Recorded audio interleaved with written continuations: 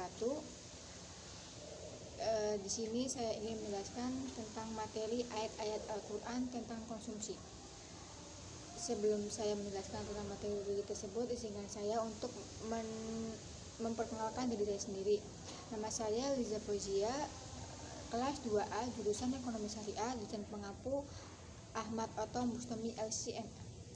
Baik, sekarang saya akan menjelaskan tentang materi tersebut. Yang pertama saya akan menjelaskan tentang pengertian konsumsi dalam Islam. Kalian tuh tahu nggak sih apa itu konsumsi dalam Islam? Nah, konsumsi adalah suatu aktivitas manusia dalam menggunakan barang dan jasa untuk memenuhi kebutuhan hidup seperti makan, minum, berpakaian, atau membeli sesuatu. Dalam ekonomi konvensional, konsumsi juga bertujuan untuk mendapatkan kepuasan sebanyak-banyaknya. Tapi dalam Islam, konsumsi tidak hanya untuk memuaskan keinginan, tapi juga bagian dari ibadah. Mengapa sih konsumsi itu sangat penting dalam Islam? Karena Islam itu mengatur segala aspek kehidupan, termasuk cara manusia menggunakan harta dan sumber daya. Konsumsi juga harus dilakukan secara halal, sesuai syariat, thayyib, baik dan bermanfaat, tidak berlebihan, tidak boros, memiliki tanggung jawab sosial. Baik, selanjutnya saya akan menjelaskan tentang ayat-ayat Al-Quran tentang konsumsi. Islam itu memberikan panduan konsumsi melalui ayat-ayat Al-Quran. Yang pertama itu ada pada surat Al-A'raf ayat 31. Makan dan minumlah, tapi jangan berlebih-lebihan. Allah tidak menyukai orang yang berlebih-lebihan. Maknanya itu makan dan minum itu diperbolehkan, tetapi harus seimbang dan tidak berlebihan. Karena konsumsi yang tidak terkontrol menunjukkan lemahnya pengendalian diri. Yang kedua itu ada surat Al-Isra ayat 26 sampai 27. Jangan menghambur-hamburkan harta, pemborosan adalah saudara setan. Karena perbuatan pemborosan adalah perilaku yang tercela, dan Allah menyamakan pemborosan dengan saudara setan karena bertindak tidak bertanggung jawab.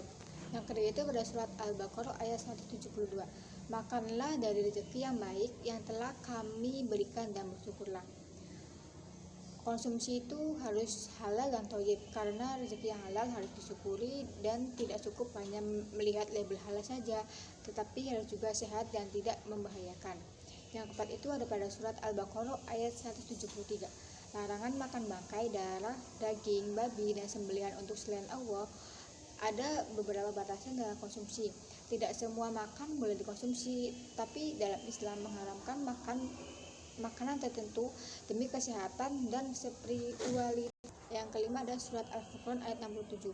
Orang beriman adalah yang tidak boros dan tidak pelit, tapi seimbang. Keseimbangan adalah suatu kunci dalam konsumsi, dan tidak semua harus ditahan, tapi juga tidak semua harus dibelanjakan. Dan yang terakhir itu ada pada surat Al-Hasyr ayat 7. Harta harus dibagi agar tidak hanya dikuasai oleh orang kaya saja.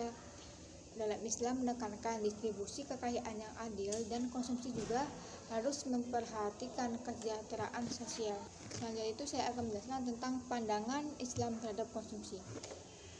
Dalam Islam, konsumsi itu memiliki dimensi ibadah, karena apa yang kita makan memengaruhi kualitas ibadah dan akhlak, dan harta adalah titipan Allah, bukan milik mutlak manusia. Konsumsi juga harus membawa manfaat, bukan sekedar kesenangan duniawi saja, tetapi Islam juga menekankan beberapa hal. Yang pertama itu ada halal dan thayyib. Halal dan thayyib itu tidak cukup halal juga, dan harus juga bermanfaat dan tidak membahayakan. Yang kedua itu ada tidak berlebihan. Terlalu banyak makan, membeli, atau mengikuti tren adalah perilaku yang dilarang. Yang ketiga itu ada tidak boros. Menghabiskan uang untuk hal tidak berguna adalah perbuatan syaitan. Yang keempat adalah syukur. Mensyukuri nikmat Allah dengan tidak menyia-nyiakan makanan dan harta.